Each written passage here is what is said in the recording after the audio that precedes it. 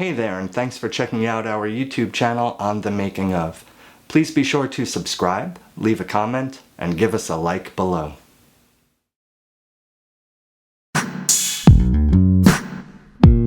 Hello, and welcome to On the Making of, a new feature series which focuses on a range of individuals from the creative and entertainment industries. I'm your host, Brendan Davies, a writer and recording artist, originally from Owings Mills, Maryland, and currently living in Brooklyn, New York. My co-host, New York City-based photographer Brian T. Silak, and I have worked together since 2003. We envision this program as an exciting way to expand on some ideas that Brian and I have discussed over the years for various interviews that were outside the scope of our other journalism work.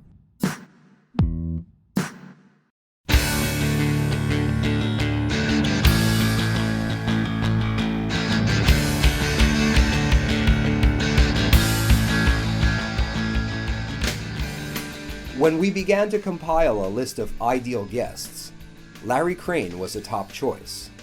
As editor-in-chief of Tape Op magazine, musician, engineer, producer, archivist, educator, and owner of Jackpot Recording in Portland, Oregon, Larry exemplifies the qualities of a true creative visionary and entrepreneur of music and sound. After graduating from Chico State University in 1985 with a degree in filmmaking, Larry Crane played bass in the melodic indie rock band Vomit Launch from 1985 to 1992. Following a 2-year break from the band, in 1994 he opened a Portland, Oregon home studio called Laundry Rules Recording. Mostly self-taught as an engineer and producer, Larry went on to open a larger, dedicated studio space called Jackpot Recording in 1997. Jackpot was originally a joint venture with a relatively unknown local singer-songwriter named Elliott Smith, who subsequently went on to be nominated for an Academy Award for his song Miss Misery in the film Good Will Hunting, a song which Larry Crane engineered. Larry has engineered records for Versus, Stephen Malkmus, Cat Power, Sleater Kinney, The Joggers, The Decemberists, Jenny Lewis, M. Ward, The Go-Betweens, Death Cab for Cutie, The Thermals, and of course, Elliott Smith. In addition, Built to Spill, Sonic Youth, REM, She and Him, and Eddie Vedder have also recorded at his studio. Larry is the official archivist for the Elliott Smith estate, which among other things led to him compiling and mixing 2007's double CD release, New Moon. We sat down with Larry and discussed the history of his involvement in music and recording. We talked about his decades-long writing and editorial journey, from cassette-based fanzines to Tape Op magazine.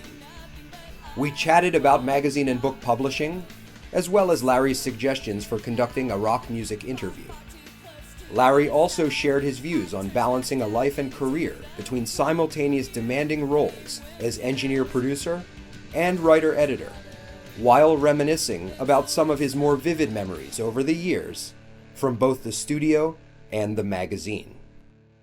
We covered a lot during this interview and learned from featured creator and guest Larry Crane about his personal history and career trajectory, his passion for the art of making records, and about his genuine love of music.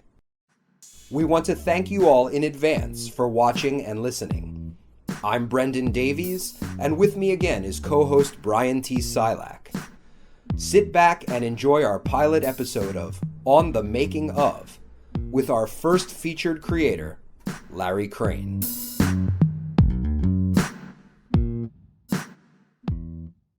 So the band was a friend of ours, Gene Story, had started it, and then he stopped showing up for practice. And the core of the band, or the shell that was left, was myself, and I'd borrowed my roommate's bass.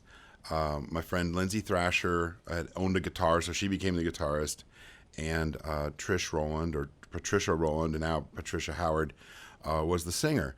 And we made her buy a drum machine. So that became the core of the band initially in 1985. We had some other friends that were in for a moment, and then they dropped out. And then we got a drummer. Our first drummer, John McKinley, was around for a while. And then eventually we got a drummer named Steve Bragg from England, who was just fantastic, a really, really, really good drummer. Along the way, from 1985 to 92, we had this band going. We made 4 records. And the first 2 we made with a guy named Greg Freeman, who will return to our story here today. And the second 2 we made with, or the next batch, 3 and 4, we made with John Bacigalupi, who will also return to this story soon, amazingly. And along the way, I'd already had a super interest in like home recording and this weird electronic music I was making, but I was really into being sort of the band's sort of producer. Like I would go and record demos, of the songs before we went to the studio. I would map out ideas for all the overdubs. These were 4-track cassette demos? Some of them, yeah. Once I finally got a 4-track cassette. One of the things that people always forget is that 4-track cassette units did not come out until the kind of mid-'80s, and they were really expensive. Like True. Before that, it was the reel-to-reel 4-tracks, which which I just unwieldy, cumbersome. At hard, like the 3340s or whatever, the TI Tascam. It's tough. They were expensive, and I didn't have money. I was a college student, but after college, after the band was going, I finally got a 4-track. But I had a boombox that had really good automatic level control. Sure. A Radio Shack boombox. Nice. When Radio Shack was actually 2 words, and that's always the delineation point. And I'd record all the rehearsals. We had just bags full of cassettes of rehearsals, and I would kind of help guide the band. We all kind of sort of democratically wrote music together.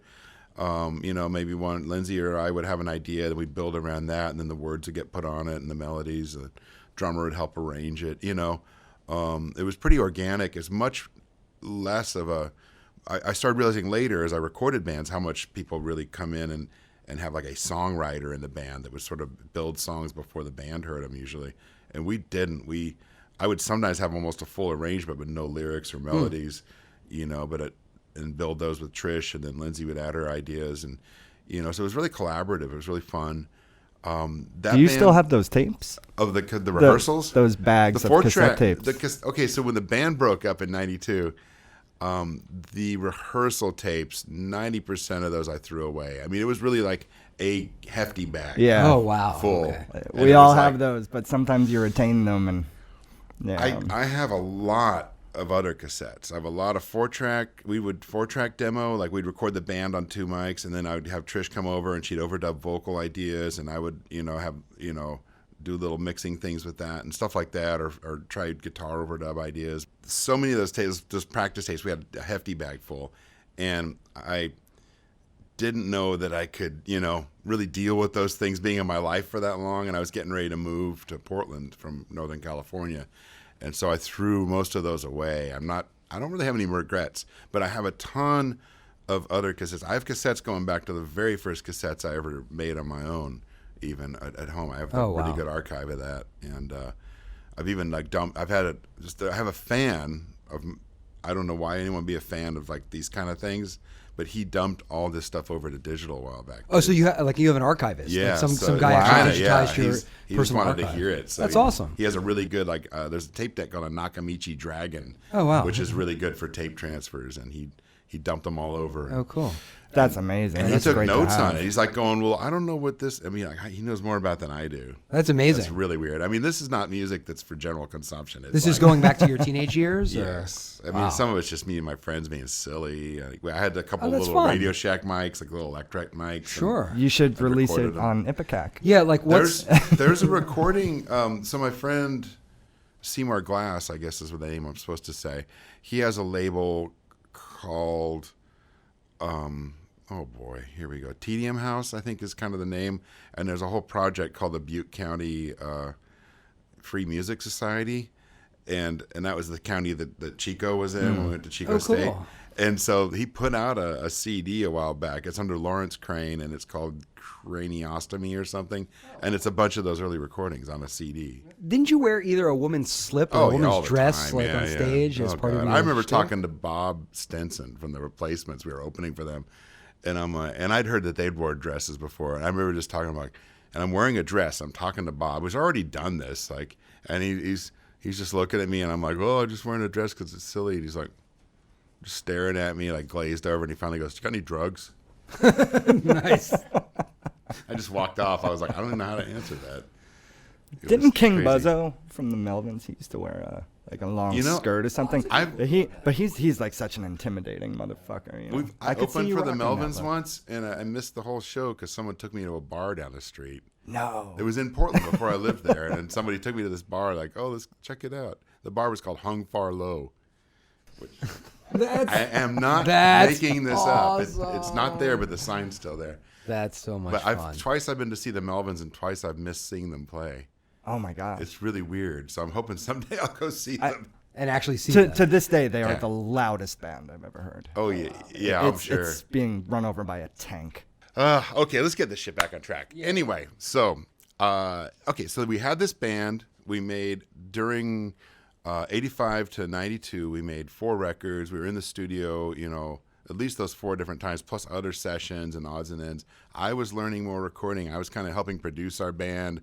I was getting, I wasn't learning how to set a mic pre-level. I wasn't learning really what compressors would do. In fact, I made a big mistake once saying compressor in the studio and thinking it was EQ, So I didn't know that stuff, but I was learning, I was watching John Bocciagaluppi and watch how he would help us arrange things. And I was learning cool.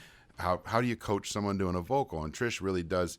She's a kind of singer who, even to this day, I recorded her new band last year, and she will sing lyric lines, completely different lyrics if you do multiple passes. So you kind of need to help figure out which ones to pick or how to guide her. So I would watch her getting work, by our producers, and I'd be okay, and I learned the process of making a record. That's what I was interested in. I was actually probably really building my chops as a producer and not a recording engineer at that point, which I think is, at the end of the day, far, far more important to understand, and how to keep people happy, and how to keep a positive attitude, and how to be creative and not worry about time, even when you are under budget, or just those things. Like our first record we made for $10 an hour in 2 weekends, and my friend Greg Freeman produced and recorded that, and he goes, next time maybe I'll just give you a project rate and we can just kind of take a little more time, or let me mix it on my own. And we're like, okay, and that was a much better sounding record. That's a lesson, right? Yeah.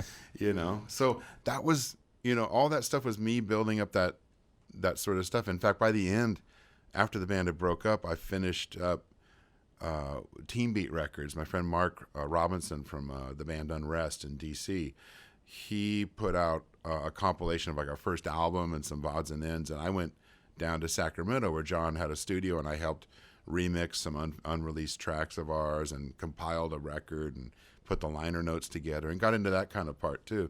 So I was really kind of flexing my muscles in the studio, but I didn't really there's even a band called Chucklehead that is me and Trish post Vomit Launch, which was just a studio project. Oh, cool. We got my roommate to play drums, went down to the studio, knocked out 4 songs at John Bocciagaluppi's once again, and he recorded and produced it, and I pretty much co-produced it because I was like, I played all the instruments except drums, and Trish sang, So it was really fun. It was kind of like the sort of thing you see more of now, where there's kind of a duo band and then they build things around it.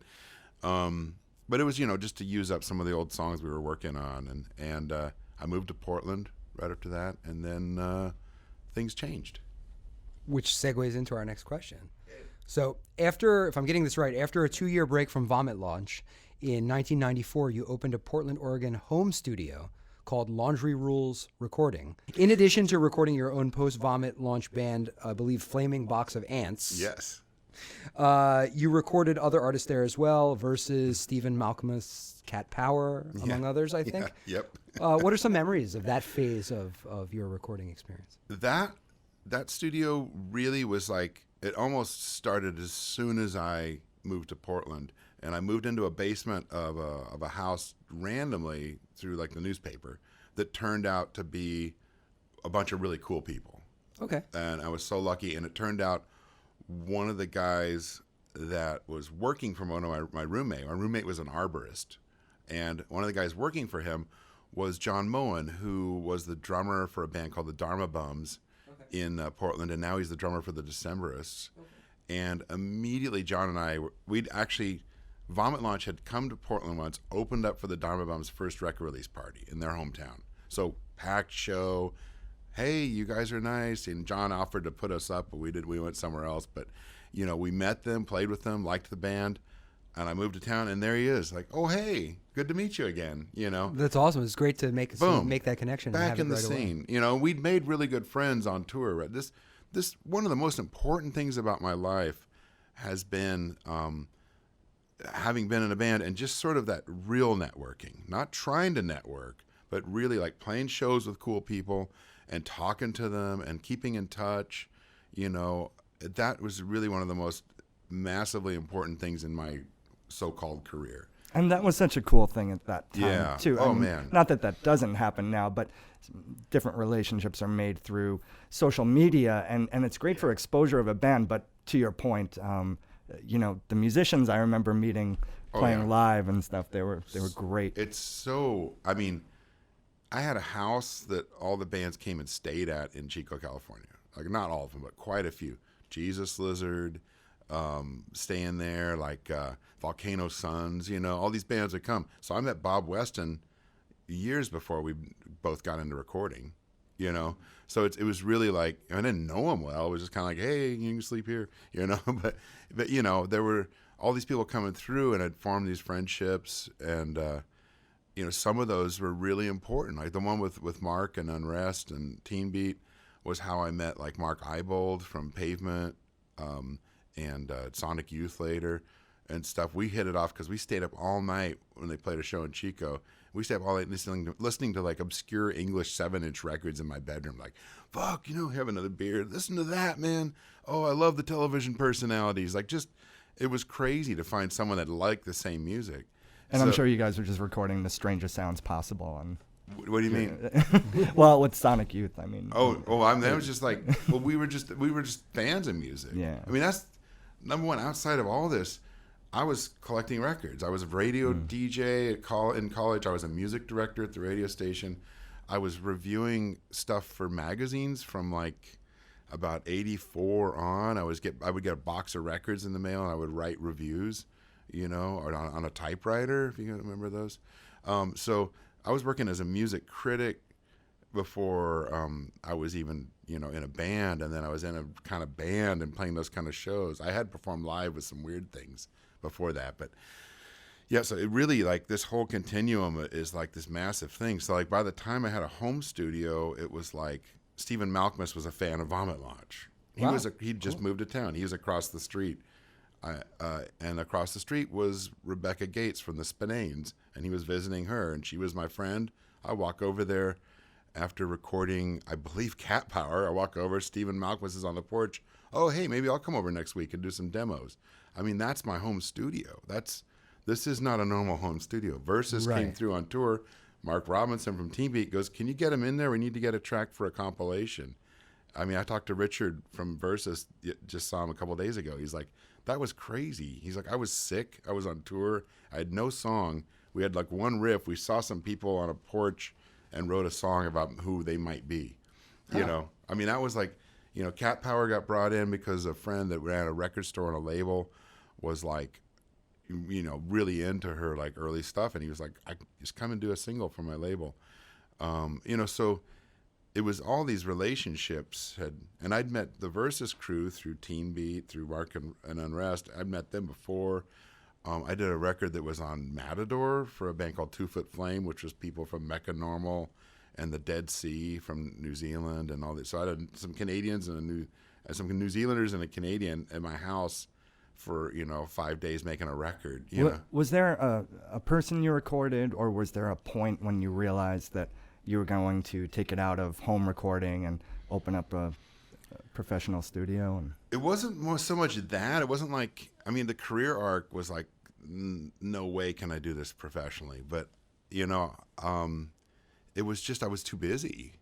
You know, it was the request to work with people was greater than the load I could take on at home. It was getting so loud. Like if I had rock bands over, there was no soundproofing. And it was like if you're in the kitchen, it was just like a drum set, you know. And then like sometimes I remember recording Malkmus, and my roommate was upstairs like hanging paintings on the wall. So he's like bump, bump, bump, and I had to go up there and be like, hey, you know, do you mind stopping for a little bit so we can record these acoustic songs, you know. So it was really not a good sonic place to make records. And I was just getting too many requests. I'd quit my day job initially, was as a waiter for a long time. And I also worked for the arborist when I first moved to town. And then I quit the restaurant job because I really did not like my boss. And I also started just getting really tired of waiting on people. And I went and worked at a record distributor, which is also kind of like the worst thing you can do for yourself if you love music, because then you realize what horrible things record stores actually carry, especially back then. And then I opened the studio. So the commercial studio just grew out of the demand, and it grew out of starting to work with Elliott Smith. I worked on his Either Or record on one song, just vocals on one song, because his console broke. How did you come together with him? I've never quite figured this out, but I think that we met. I mean, I knew who he was, and he was playing in bands. He was playing in a band called Heat Miser, and I'd seen them, and I would hear his name, and I would see him around. I'd see him perform. I don't know. I think what happened, there was a venue called La Luna, and it was a great venue where there was a bar in the back and all ages place in the front, and it was a pretty good sized place, and there were a lot of great shows there. And before I even moved to Portland, I remember a friend of mine was managing it from California, and so I remember going to see Belly there when I was up visiting and thinking about moving there. Belly was great, Yeah, you they were know, great. and the venue was great. It would pack out. You'd see Pavement there. You'd see Jesus Lizard. You'd see Hawkwind. You'd see all these bands. Oh, God. I know. And the Buzzcocks, you know, I saw all these great shows there. So the bartenders there were, actually the bar was managed by this guy, Tim. And Tim had used to run a venue in Portland called the Blue Gallery, and he loved Vomit Launch. So he used to have us come up and play all the time with like, oh my God, we played with Girl Trouble, which is kind of a legendary Tacoma band, and a bunch of bands. He would put bills together and be like, come on up. Like, clubs don't usually ask you to come play there when you're a really independent artist. He loved us. So he was running the bar there. A lot of the bartenders turned out to be people that somehow I knew through friends at work or the music scene. And one of the bartenders was Joanna Bolme. And Joanna Bolme's since gone on to be Stephen Malcolm's bass player. And at the time, she was dating a guy named Elliott Smith. So I'd be at the club. My friend Bridget worked there. Another friend whose name I'm forgetting, she worked there. Tim's managing the bar. And there was a bar upstairs where you go hang out during the show, during the breaks or after. And it was really good hang. Lots of musicians hanging out all the time. So that was just kind of the scene, right? And between that and the club called Satyricon, which is around for like So it's possible you years. two just sort of like crossed paths. Oh yeah, it hanging was out, more and like, that's- because my whole life is really centered around women, and not in a weird, not in a way that you might think. Women have been an amazing part of my life as far as friends and collaborators and co-workers. My studio manager, Kendra Lynn, for 12 years was one of the most important things in my life. So, you know, that there's a really big thing going on with that for me. And so meeting some of these like really strong, interesting women like Joanna was important. And then like, oh, they drag their silly boyfriends along and like, oh, he's pretty talented too, you know? So it was like, I think one time, I think the real crux was we had a party, we're in the backyard, I was throwing a party at my house, and Joanna and Elliott are sitting on the lawn eating hamburgers, and Elliott goes, can I see your home studio? And he's like, my console broke. I need to record some vocals. And I ended up working on a song called Pictures of Me that came out on Either Or. And between the time of that happening in the summer of '96 and the like late winter of or like say January '97, Elliott and I decided to join forces and build a studio because another mutual friend, a woman, saw us both talking about wanting to build 16-track studios. And that she's like, you need to talk because you don't need to be doing the same exact thing. You could work together. I love the pictures you have posted on the website, by the way. Of you guys building the studio together. Luckily, I took some photos, you know, back in the pre-digital photo age. Right. Yeah. You know, I got pictures of Elliott painting and me and Elliott rolling the tape deck in. He passed away 15 years ago today, actually. Yes. Yeah, it's weird. Yeah, it's weird timing. But so that was just like, it was another collaboration thing. And then that kind of grew into like, hey, could you help me record something? And we, so all that kind of just rolled along. But in the meantime, I was like learning how to record. I didn't know anything. I mean, I really seriously, And you jumped in with both feet. Kind of. I studied electronics in high school. There's all these secret facts, right? There's always something behind something. It's never as simple as it should be.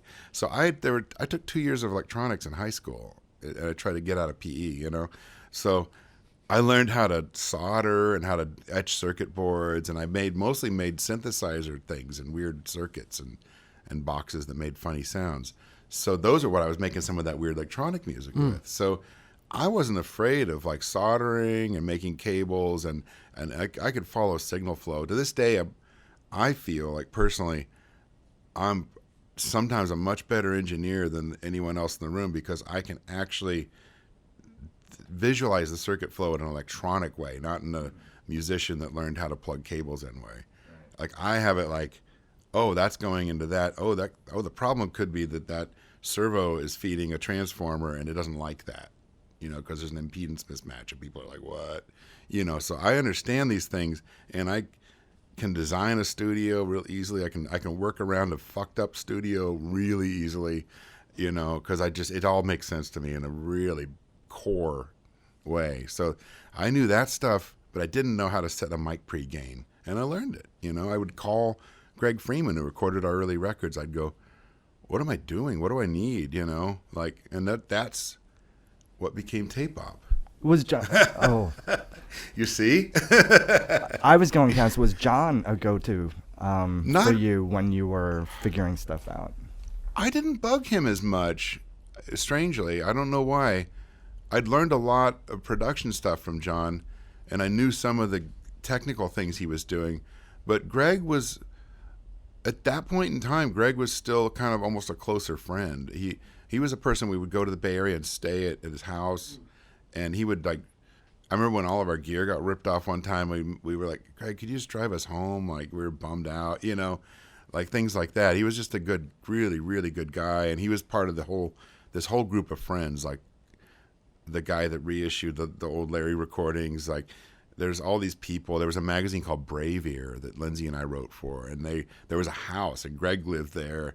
And Seymour lived there, and all the people that did the magazine lived there. Rory, my friend Rory lived there, who was the editor. So we were living in this special culture of like, we were all doing things, printing a magazine, running it. Greg was running a studio. We were writing for it. We were playing in a band. We were putting shows together with their bands and friends of theirs. You're the ultimate DIYer. And integrating, not doing it alone, and not doing it just for us to be famous or something, but doing it as a whole part of something, Like Barbara Manning was one of our best friends, and she was a songwriter. We used to play shows with her. It was just like it was part of something, It was just, I don't know. I mean, on the periphery of that even was like the first time we were recording, there were reels on the shelf at Greg Freeman's studio, and we're like, who's this band Donner Party? And he's like, oh, I'm making their record too. Like he just opened, and what's that like? And then their record came out, and it was on, this is all crazy, but it was on Dave Amels had a record label. He's the guy that started Bomb Factory, which was one of the first real plug-in companies. And now he's done like Animod. He's done a million different music things. And Donner Party ended up being the main songwriter, the real songwriter of that band is Sam Coombs, who was in Quasi and played bass for Elliott Smith for years. That's such a huge community of people, and it's they're all just connected. And when I moved to Portland, I ended up going to help with a magazine in town called Snipe Hunt, and there was a letter to Sam that was sent to them trying to find him, and the editor goes, oh, call Sam, here's his number. I call Sam, he goes, I heard you in town, want to come over and play bass? So I came over and played bass with what became this band Quasi, but they decided to go on as a two-piece, but then I ended up recording their records, their kind of breakthrough records. So, this is like, I mean, it's like a flow chart with all these things, Right, yeah. Maybe that's what we should have in the back. It's really easy to have a career in recording because it just all happens to fall into place.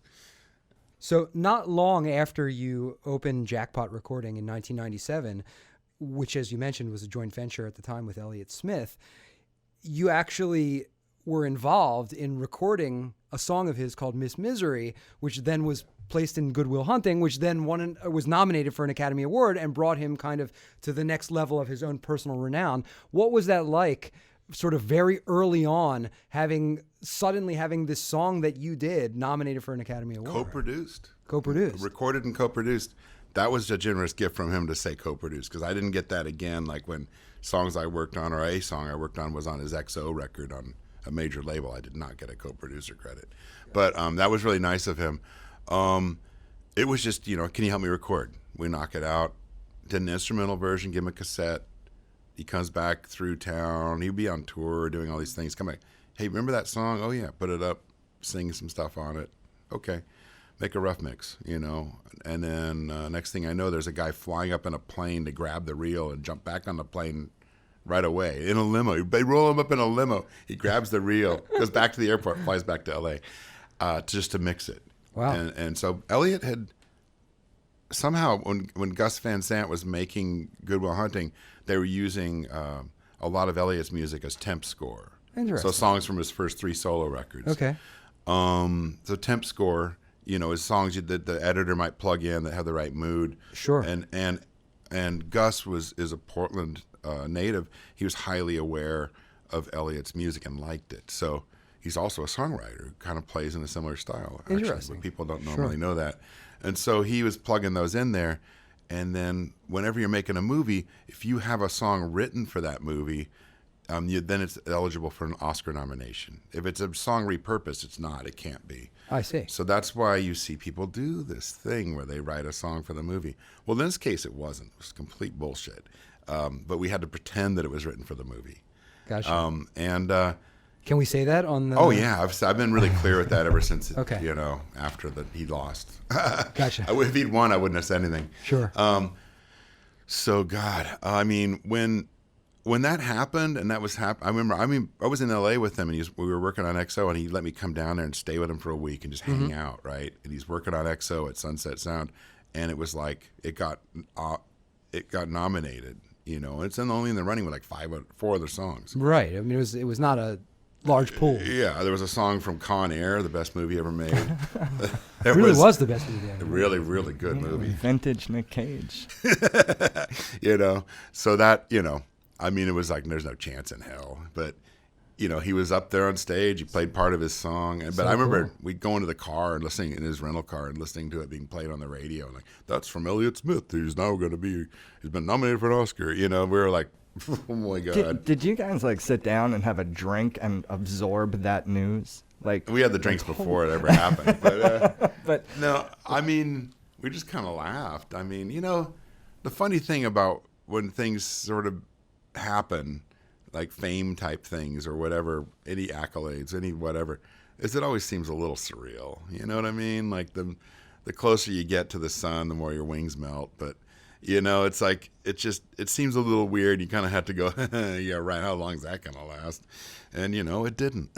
But I honestly, looking back, I think that's the worst thing that happened to him. That song. Really? Not writing it and not recording it. That was great.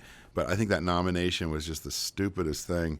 I don't think, it was a nice nod to someone who I think was probably one of the best songwriters of that era, for sure, maybe ever. But I don't think it helped the way people perceived him. I think it ruined his career, honestly. I think if he'd had a nice, slow career after that, it might have been more like, I might think he'd probably still be alive. I know he had other problems, whatever else, was going on with him was happening too. But at the time, it just didn't feel like that. And it didn't feel like that arc was going to happen. Just too much weight. I just think too much bullshit. People are so, you turn into like a fucking cartoon sad guy character. Oh, I'm sad. I wore that big suit. It didn't look right. It's like, it just became kind of marginalized when it was something really, really beautiful and heartfelt. And I know what bits of that song are about. And it's like, I almost want to cry when I think about my friends and these relationships and the things that, So it's like, I think that, exposure, fame can be good and you can use it for good. You can be you too and be very graceful and try to run with it. But it can also just be like like something that just is really kind of unwarranted and unneeded and casts you in a really improper light. Especially if that's not your main objective. As You know that what? Clearly, You that know what his wasn't objective was? He told me. I know these things because here's a shot of bourbon. What are you thinking?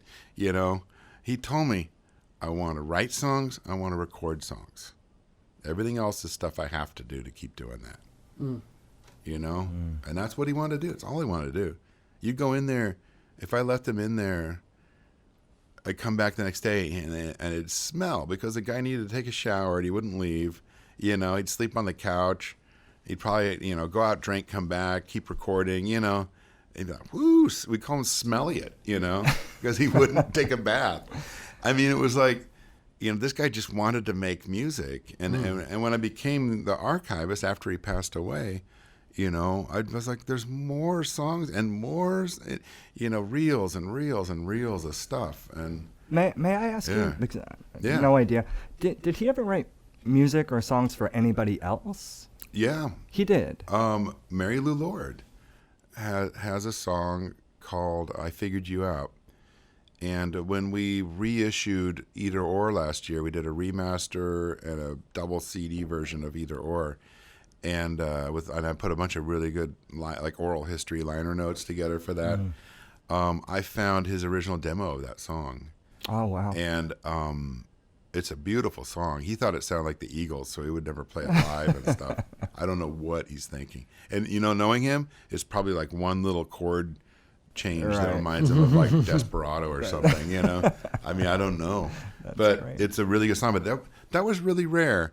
And I think that there was a conniving little deal going on where someone was trying to like basically kind of make him maybe write songs and give them to her to pretend that she wrote them, because they were trying to do a sort of thing. It was kind of weird, and according to both of them, it was kind of weird, Because I've met her since, and she's really sweet and wonderful, but it seemed kind of, she's not a prolific songwriter, and some people aren't, so do covers, don't worry about it.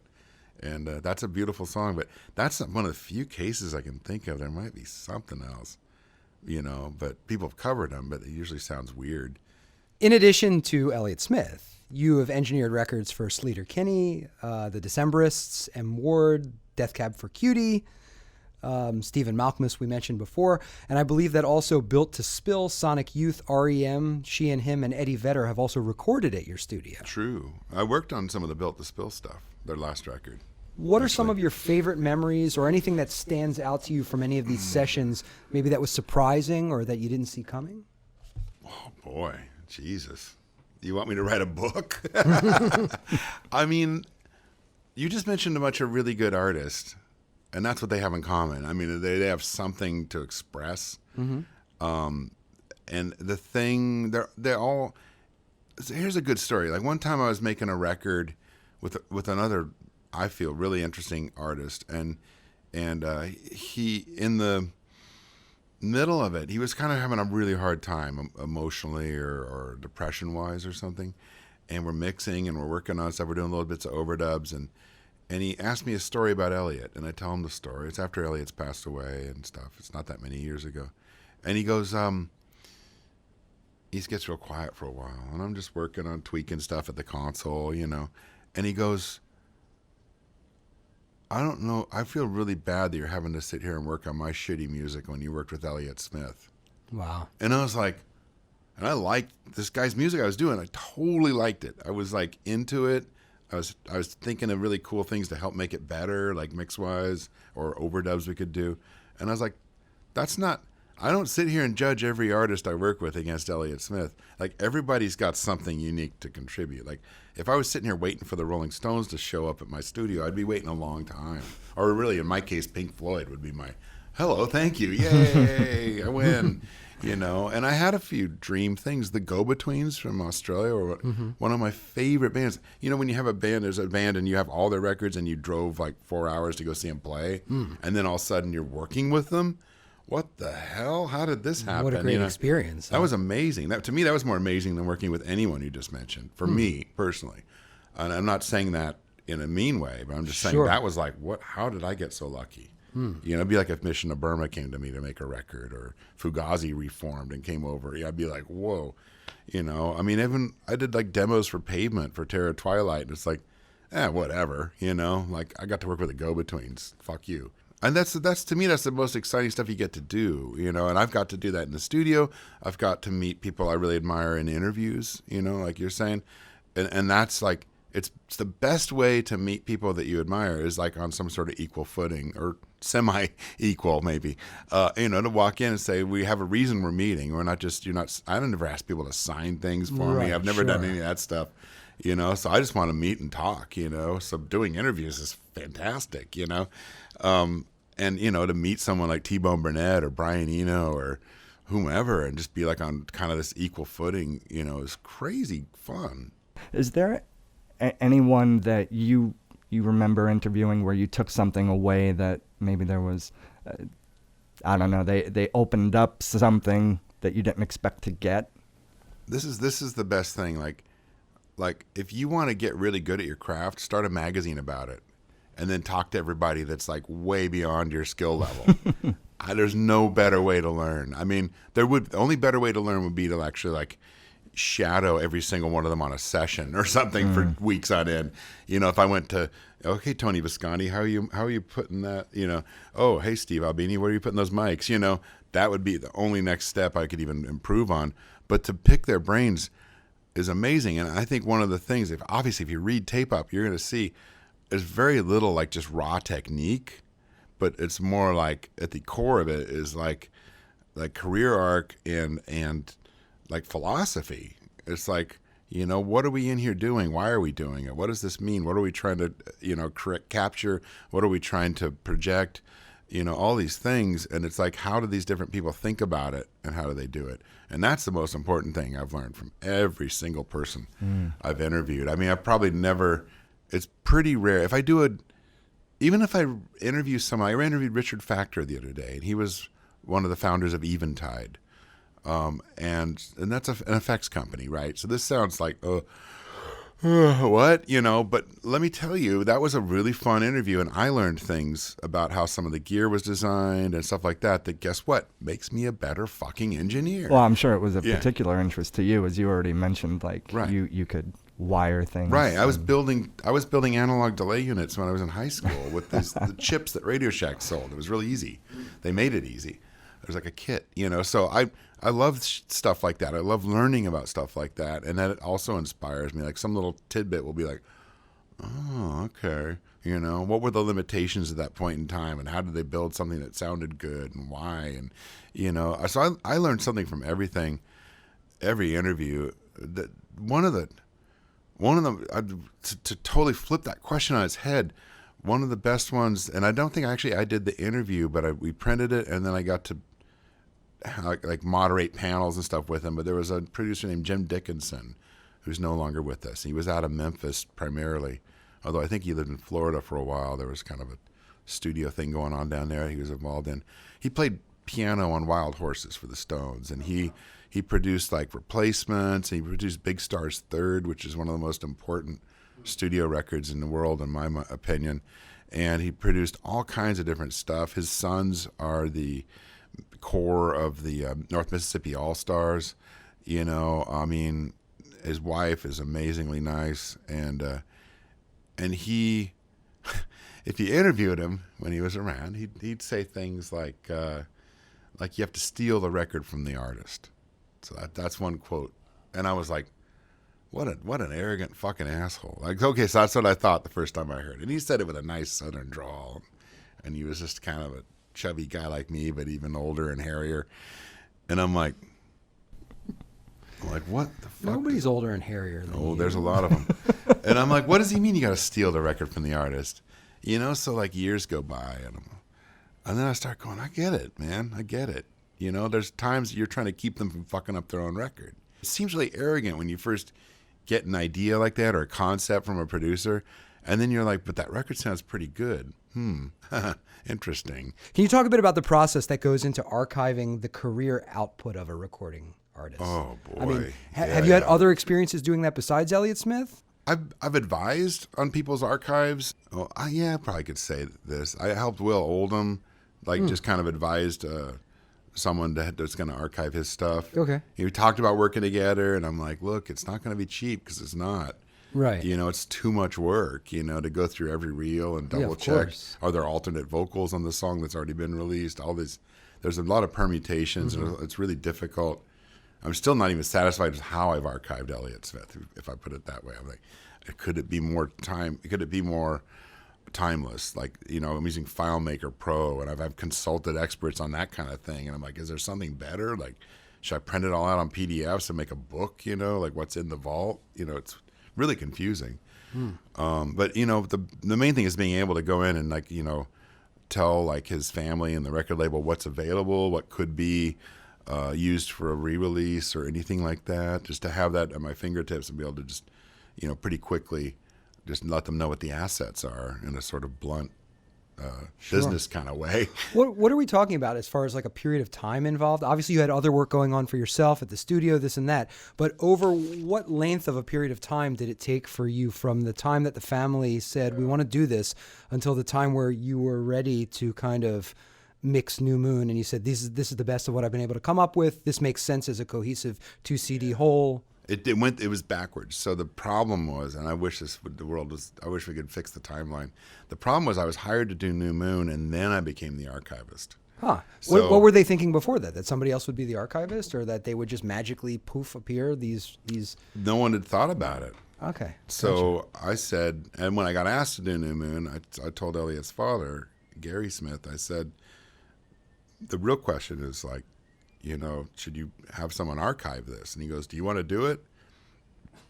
And I was like, I never thought of being the person to do that. I But mean, then it's almost like that's a career in itself. I don't spend a lot of time on it, honestly. But isn't that also like a now? But I did for a while. That's got to be an emotional burden to bear. I mean, I can't Mixing New imagine Moon what- was awful. Yeah.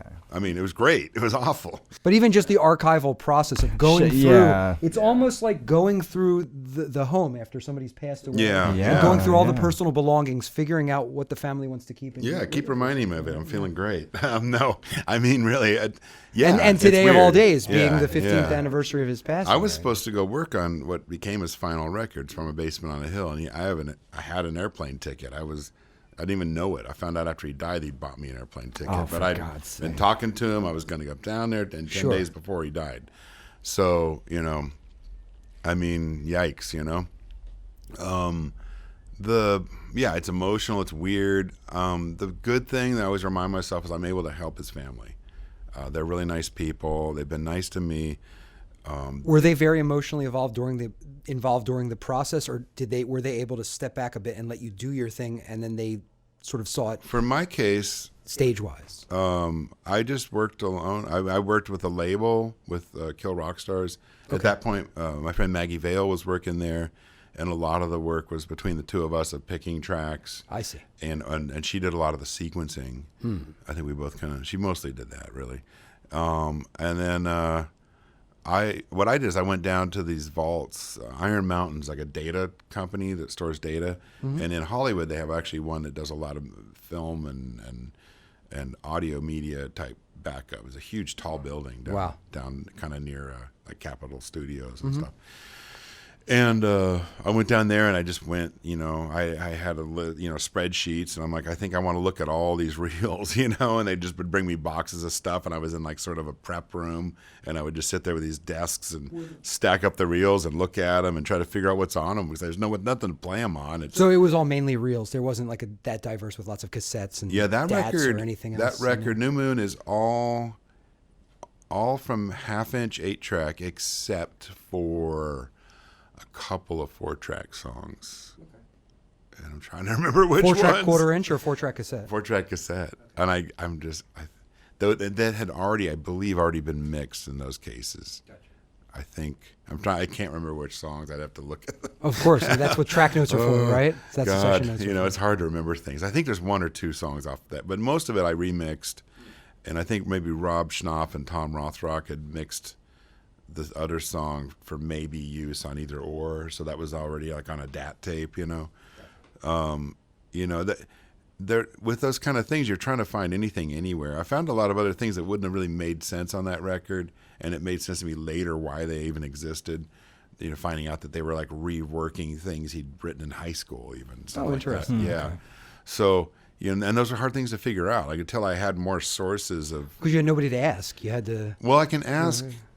I know I can ask like Neil Gust, who Okay. I actually went to dinner with the other night, who's out here. He was in Heat Miser with Elliott. I can ask him questions. I can ask, any of his old bandmates. I can ask Rob and Tom, his producers during the major label era, and Either Or they did. Was there anything unusual you had access to, like journals or ledgers? that you No, kept it's just, track of all I or really what? deal with is audio sometimes. Well, I didn't know if he might have kept something like logs. Oh of- God, this in- is in like the most regard to unorganized music. person you've ever met. This Yeah. this is like Well, if he's the guy that didn't take a shower and was sleeping Right, on the sofa. but then like you can have someone like that, then but suddenly then they've but then kept like yeah, detailed they'll yeah. have every alphabetized. True. ha ha. Well, and Apparently clearly not in this not. case. Not at all.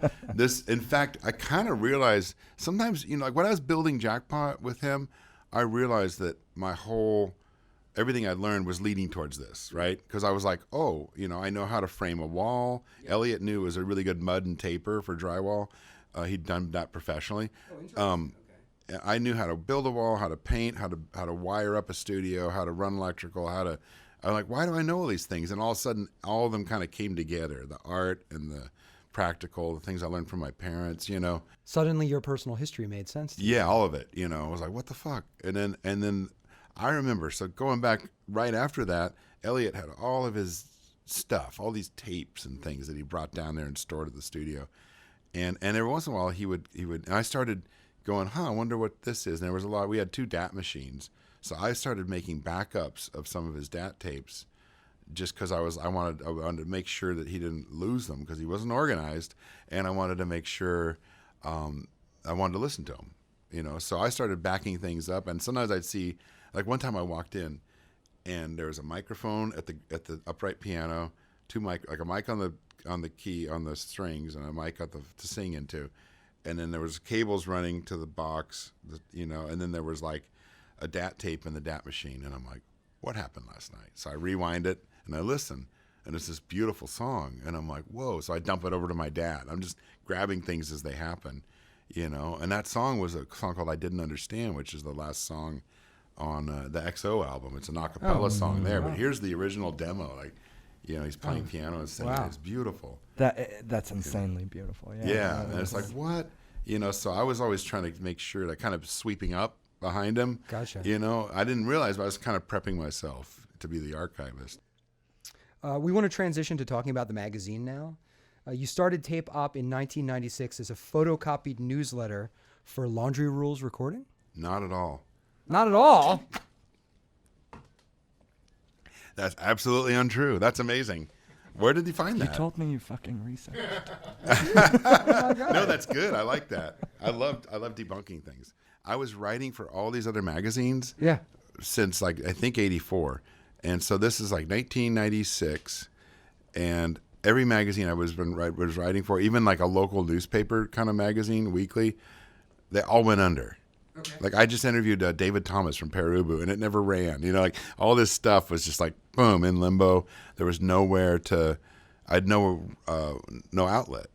And if you think about it, this totally makes sense because what happened a couple of years before that in the music world? Was that the... This is like 95, 96. 95. Well, there was Or no, it's even no pre 94. I mean, you Pre-94, have the death of glam metal and the rise of grunge. Yeah, the rise of grunge. Yeah. Nirvana. That's the thing that changed it. All of a sudden, the underground music that we were all so desperate to write about in these little weird zines was mainstream. And all these bands, like the Melvins were on Atlantic, and like, why? I don't know. But hey, that was good because they probably got to buy houses or cars or something. But all these bands that really had marginal audiences were all of a sudden being lifted up to this, put in the spotlight as if it was going to work. And most of the time it didn't. Gotcha. So with that, you're taking all this stuff that we were writing about on this very low level, and you're just pushing it up to this thing, and it's like Spin magazine became the outlet for that, and they want to get them on MTV, and they don't care about these little zines anymore. And all of a sudden, it was harder to do these small zines about music, and it happened, and boom, they were all gone. There was none to write for, and I was like, holy shit. And I remember talking to a journalist friend of mine. He was the music editor for the local weekly. And we were like, well, we should do something, because he had been, he was one of the guys I was writing for locally too, and I was gonna write for, and everything went bust. And I said, he said, I want to do a magazine that's like record reviews, but half of it's in French. And I'm like, I don't know French. And then I thought, record reviews? God, I'm sick of reading those things. I'm sick of writing them. And I was like realizing we're sitting in my house, and like downstairs is my basement. And I'm like, I should write about that stuff. Because I'd been going, when I started my home studio, I would go to the library, and I'd go to Powell's Books, which is that giant bookstore in Portland. Sure. And I would buy every magazine. I'd buy every book. I would read everything in the library. I was just voracious. I just went through everything. I read everything I could find. And I'd pick up copies of some other magazines that were about the music recording thing. And I was like, I was blown away. Like, so I was raised by a ceramicist. My mom was an artist. My dad was a very practical person. He worked in the merchant marine, but he also knew how to build houses. And we lived out in the woods, and we had kind of a farm ranch sort of thing. So that's where I learned how to frame a wall and do all these things. And I learned how to do art from my mom. But my mom also, at some point she had distributors. She'd be doing things by the gross, like 144 pieces of this thing, and so she made art, but she was also merchandising her art and selling it. And I just knew I couldn't believe that there were magazines about music recording that didn't think of it like it was art. It's like, what? Are you guys a bunch of idiots? Like, what in the world? It's the most obvious thing that's being just completely overlooked. Not to mention that so many of my friends, the same thing, like, hey, talking with Versus backstage when they come through town, where are you making your next record? What's your budget? How are you going to be able to pull this off? These are the real stories about the real records that people really wanted to hear. Fuck Steely Dan and all these people that are on the cover of Mix magazine, or the studios that do those records that are on the cover of Mix magazine, and fuck these like electronic musician articles like get the best guitar tone. That's not how you make records. That's not the real story. And I wanted to hear about the underground, and I wanted to hear how interesting like lower budget records or homemade records were made that people actually were buying. Look at anything that was on Matador Records, like in 1995, 96, when I started the magazine. Like, look at any of those things and go, where were they made? And it wasn't, they couldn't even afford to go into Sears Sound except for like Sonic Youth, Like, it was like they were making them at funky places or at home or whatever. So that's, you were sort of getting into this, and maybe you fully explained it, but was that what was happening for you? You were picking up these other magazines, and you felt like there was a clear deficiency in what they were offering? For me, aesthetically, artistically, like the other recording magazines were just completely lacking. I mean, there'd be occasionally like a pretty interesting interview, or maybe you'd read a review of a piece of recording equipment that was fairly good. At that point, I'd never seen Sound on Sound, which is a very good complementary magazine to what we do, I believe, at Tape Op. And I love the guys that do that magazine. It's over in England, and it was really hard to find back then. Much easier to find now because they're printing some in the States.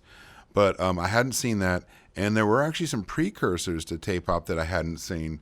One of them was called Recording Engineer Producer, REP, which is a great magazine, and I never knew it existed till actually after I'd started doing Tape Op.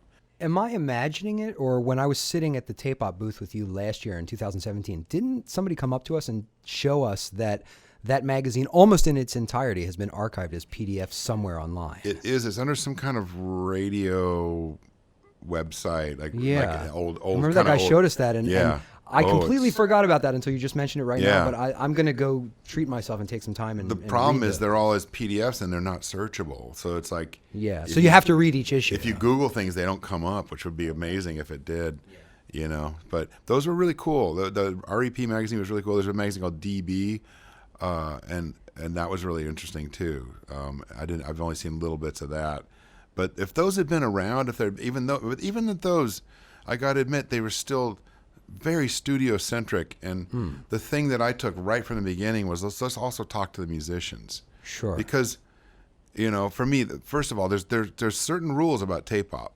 and it's, I try to be pretty quiet about it in general, but no post-production, it only is about no live recording stuff. No, we're not going to talk about that. We're only going to talk about recording music. That's it. So, other things come into play. If someone did do live sound and then they go in the studio, if that's part of your career, great. I've noticed that you haven't had any, because there could be certainly articles about the creative recording of voiceovers, for example, or cartoon work. Yeah, or anything like but that. But it's not something that you. I don't do it. Yeah. No, but I mean, it's not something that you've had in the magazine. I have done it actually. Video game work, for example. Yeah, video game soundtrack stuff. It's amazing sure. stuff. No, but soundtrack stuff, of course. Totally. Yeah. There's people I've interviewed. John Rod, who's recorded a lot of that kind of stuff. I interviewed Woody Jackson a while back, and I still haven't run that years ago. I'm going to do a new interview because he did the Dead Red Redemption, or what was it? What's it called? It's like a Western video. The new one just came out. It's like really popular. Really popular. He does all like 100 hours of music for the new one, and it's really cool. But I can't even imagine the number of cues for a video game. It's got to be insane. They were busy. They were just Yeah. working to make that that deadline. But that's interesting too. So it has to be about recording music. That's all it has to be. But it doesn't have to be recording engineers. And it can be about making gear that we use to record music, or those kind of facets, and even like articles about services and things like that we can use that help us. But it's got to be focused on that. But it doesn't have to be about recording studios, and that's the thing that people make the big mistake about. Well, I was going to say, you brought me in to, tape op, and you had clearly already done the research and everything. And when I met Brendan and he explained to me what it was, I thought it was going to be this really dry thing. Oh yeah, The first thing we shot was Walter Sear. not very dry. Not dry at all. My God, like the most huge powerhouse presence. Yeah.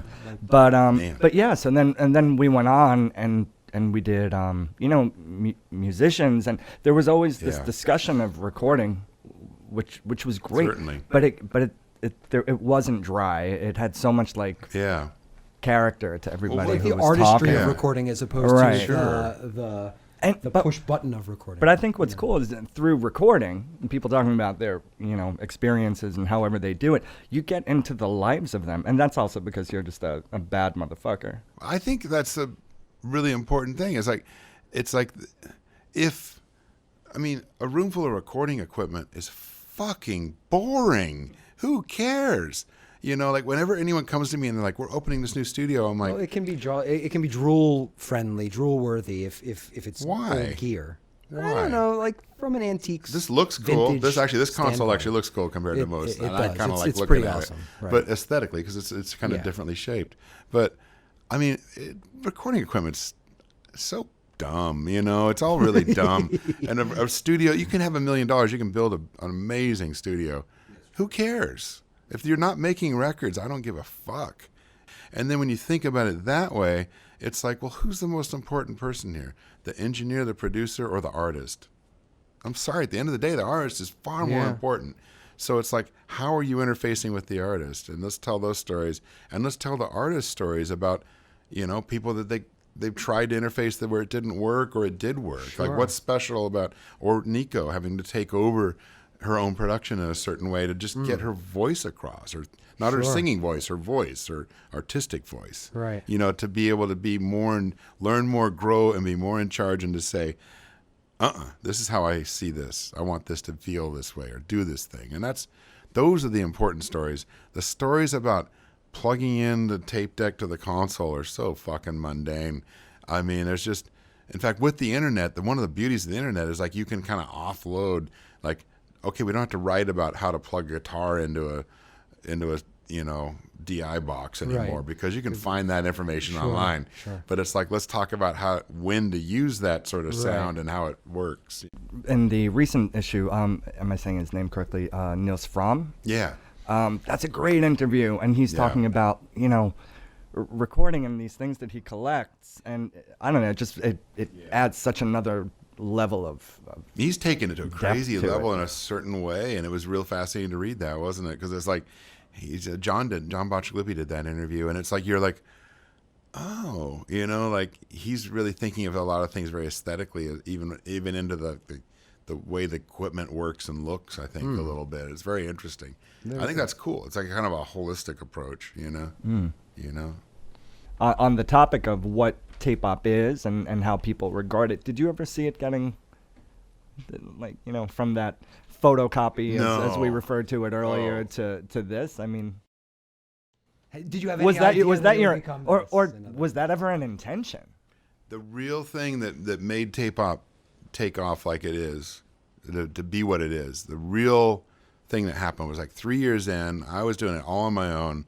Well, people were writing for it and stuff, but it was my baby. I did the layout, I did the edit, most of the interviews, I did the editing, the publishing, the shipping, all the stuff, all by myself, with some friends helping me and things like that. But the thing that really happened was like 3 years in, 1999, John Bacigalupi, who I still stayed in touch with, and I had recorded with and been on his record label and all this stuff in the 80s and early 90s.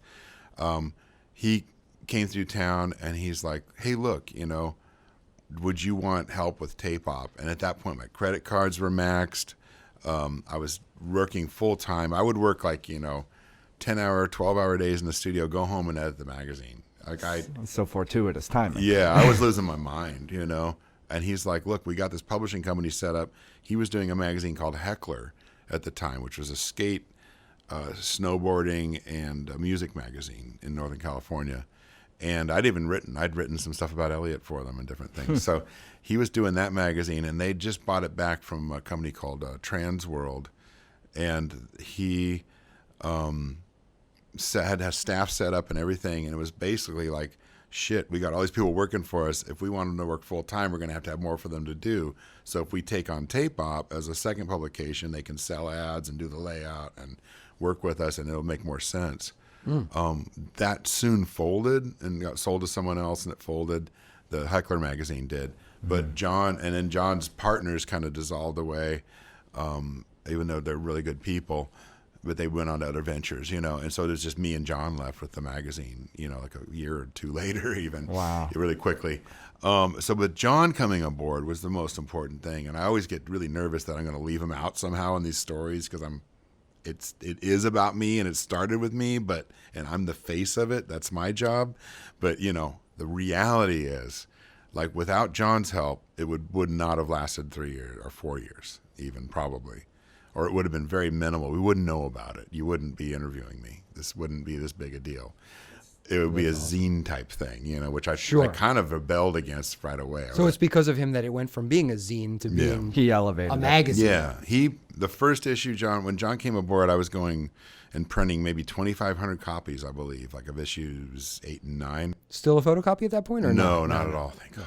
Yeah, that would be crazy. The first that would be reams. four or five issues. The first 4 or 5 issues were photocopied, and after with that, spray painted front covers. I heard. one of them, the very first one. And then after that, I went to like a web press place, and Gotcha. And then I found another.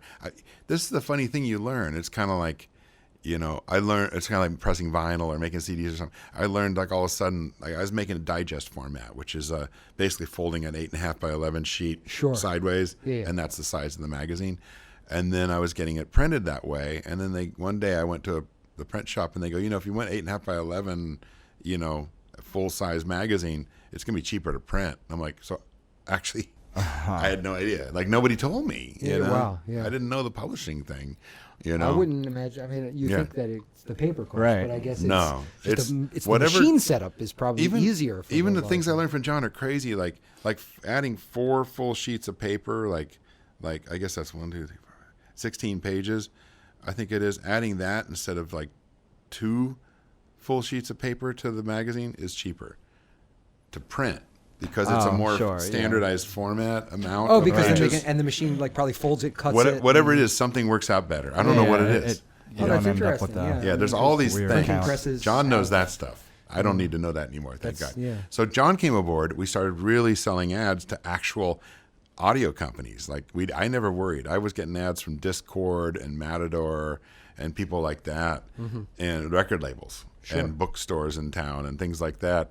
And I wasn't worried about ads, but I wasn't making any money on them either. Right. I didn't want to really bother with it. I was like, send me a check with send me an envelope with a check in it and a thing to lay out, and then you're done. That's all. I didn't, solicit it, and some people would send them in. So when John came aboard, we went from like 2,500 to 25,000 or something like that, like overnight. Wow. Or maybe 10,000. I don't know. It was like some crazy amount. Like And that was with issue number 10? Wow. I think. Butch Vig, maybe? I don't know. Okay. Yeah. 1999, I think, or 99 or 2000, right around then. So it started 96, 99. We skipped one issue kind of to make this jump. And then, thank God, I would have lost my mind. And then in January of 2000, I think it was, and then it came out. It's really hard to remember. Let's talk about conducting a music, or more specifically, a rock music interview, either with an artist or with an engineer, producer, or a gear designer. What are your approach, philosophy, concerns, logistics, and how do you personally determine the focus of an interview, if it's one that you're doing, either one for yourself or perhaps one that you assign to one of your writers, such as us? Such as you guys. What? Sometimes in fact, I was emailing with Garrett Haynes, who writes for us, and he went and interviewed someone the other day, and he goes, I didn't know a lot of the guy's music. And I said, man, every year I get better at like not letting that on. If I'm interviewing someone and they're talking about stuff, I'm like, oh yeah, I've heard of that. Yeah. I didn't do enough research. I try to do a lot of research. I love Spotify. Thank God. That's like the best like resource these days. I can finally hear like albums and stuff when I'm writing up, getting ready to interview someone. And I will do, I'll fill in my notepad with a bunch of questions and stuff generally. And then sometimes I kind of have to, I can't quite get a full grip, so I know I'm going to have to be really on my feet and wing it. The most important thing to me is that it could just veer off. Like if you listen to the Brian Eno podcast, you can hear a moment where all of a sudden he just talks what he wants to talk about, and I let him do it, of course. Sure. But it's like I kind of realized I had a really sticky, kind of boring interview ready for him, and he didn't want to talk about it. That happened at the very end of our Nico Case interview. I asked her a question, and she finished the entire interview. She didn't even answer my question. She just immediately started talking about, in this case, the Women Producers Conference. Yeah, that was great. That was the way the interview ended, because actually fantastic. she thought she was going to have more time, but in that case, her makeup artist was like, we got to go. But I guess that's what will happen. You have to be ready for the artist to steer in the direction they want to go. I mean, I was interviewing someone, and they go, holy shit, Larry, you're producing this interview. And I was like, yes. And it's just like making a record or doing an overdub. Sure. Like you're trying to coax the stuff out of them. You're stealing it from them. Stealing the interview from the person. Oh, so in a way, it's almost like you're producing a vocal. Like, come on, give me more. Oh, yeah. There's whatever, people some people are really hard to interview. One of the things that's really interesting is when, anyone that's been a little higher level or more visible has been doing a lot of interviews. They've mostly talked to people that are kind of, I wouldn't say just journalists, because I'm sure journalists have other things they do, but they're not recording engineer, producer people like I am, studio owner. So they might start doing the interview with me, and they'll be like, blah, blah, blah. And then I'm like, oh, yeah, I've got one of those tape decks. And then they're like, what? And then, oh, yeah, I met him. I had him on a session. And they're like, all of a sudden you've got this, like, your conversation value increases because they feel that you know the situation, you know how things go, and they'll tell you things they wouldn't have told a standard non-recording journalist. You know what I mean? A typical journalist might just ask these the same. So what was the inspiration behind the new record? It's like, well, that's a fucking bogus question. Yeah. But like, how did things organically start to happen and it created the record? Oh, that's the question. And it's like those things are, it engages the artist. I mean, there's times I've read interviews with somebody and I go, boy, they're pretty rough. And then when I get to them, they're like, oh, let's talk about how we made the record. I thought there were some real tape out moments. This is actually a related question. If a budding music journalist out there wanted some advice on getting their first article published or on developing an interview style, an interview approach, what would you suggest? You've got to be immersed and enamored of the shit you're talking to someone about, or do enough research where you start to find it fascinating. You know that feeling like when someone goes, see this documentary, and it's about some subject where you're like, I could not be interested in that. Right. You watch a documentary, the next day you're like Googling stuff, and you go to some store that sells something related. I mean, there's something about that. Something drew you in. Something drew you in. So if you do that research and get kind of excited about something, then you're going to do a much better interview. You don't have to be a great journalist. Like the sort of journalistic style of writing, like the newspaper type writing, I find really kind of cold and clinical, and I'm not curious about. I don't want to write like that. I took some classes in this as well in college, but I want there's a really staid kind of style where it's just sort of boring, of writing a journalistic, like especially newspapers. I'll pick on, I agree. Yeah, and it's like, so with this stuff, I want these things to feel more conversational, even if they've been edited. Sure. It's like trying to get a vocal out of somebody. You want it to feel like they're telling you, they're singing to you, not that they're just hitting notes. You've become justifiably well known and respected for your end rant in each issue of Tape Op, in which you voiced many of the concerns of today's engineers and producers in the face of this changing industry. Can you think of any one or two of your stronger opinions over the years that maybe have resonated in a certain way, either positively or negatively, with other top engineers and producers in the industry, or with people in general, the readership? Sure, I can. Long time ago, I wrote one. I think it was just simply entitled "Fear," and it was about how people. And I'm not like a hippy dippy kind of guy, or I'm not, I'm not super overly sentimental or anything, but it's like, man, I'll tell you, the fear thing is crazy to me. Like that's why there's a loudness war. That's why people make boring records, like the fear of rejection or fear of not being heard in the marketplace and all these things. And it's like, if you're making records and artistic decisions based on fear, you're inevitably going to fail at some level. Some part of what you're doing is not going to work. If you're like, whoa, are those words too weird? Is no one going to know what they mean? Or I'll be producing a record and someone will go, I don't know if these songs are just too different to be on the same record. And I'm like, it's called Revolver by the Beatles. Like, listen to the first 4 songs. Fuck you. Shut the fuck up. That's ridiculous. Because that record's insane where it goes on those 4 songs. It just completely shifts genres, everything, whatever. Sound, style, instrumentation.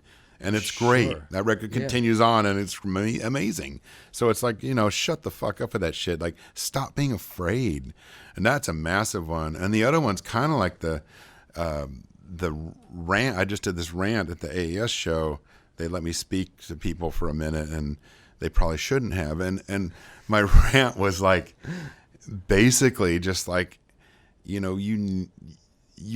don't go 0 to 60. Don't try to take the learning of the recording process as a 0 to 60 thing. You have to learn within certain sets of limitations. You have to study. You have to work really hard. You have to do it over and over, and be really aware of a million different things before you can even be half good at it. Stop chasing plug-in settings or the golden signal chain of the gods, if I buy this mic, I'm going to get that Beatles sound, or, this is the pedal that Jimmy Page. It's stupid, it's a misnomer. And it's like, that's marketing. Like, if you're not aware of how marketing works and how it affects your life, then you're walking through life like a sitting duck, just ready for shit to drop on your head. It's stupid. Like, I won't watch TV. Subtle, Larry. Oh yeah, subtle. I know. I really do. Do you understand what I'm saying? Audio education is obviously a very dear topic to you. That's what I do. Yeah. I mean, really. I mean, even when people come in and work with me, I'm like, I'll be like, see how you do this thing? It's like, I can't help it. Like a natural mentor, a natural teacher. My great grandfather was a professor, and he was he graduated from Berkeley, the one in the city of Berkeley, California, and then he taught in Beijing when right before as the revolution was happening and people were getting executed. They decided to move. My grandfather was actually born in China. Wow. And so the education thing was something he would always be like, I want some of my kids to be teachers, and it's like, it kind of stuck with me. And some of my relatives have been teachers along the way, and to me, it's like, that's the coolest thing you can do is put something back. Look, I don't believe that there's some special place that our souls go when we're dead. I think we're just chunks of meat wandering around, and so what we're here. There's not really a divine purpose. We're not that special. We're just lucky animals that got smarter than the other ones. So it's like, if you want to do something, while you're here, enjoy yourself without harming others or ruining their livelihood, and put something back. That's all I'm trying to do. I wanted to make a mark. I didn't want to be famous. I just wanted to put something back. And that's what I'm trying to do.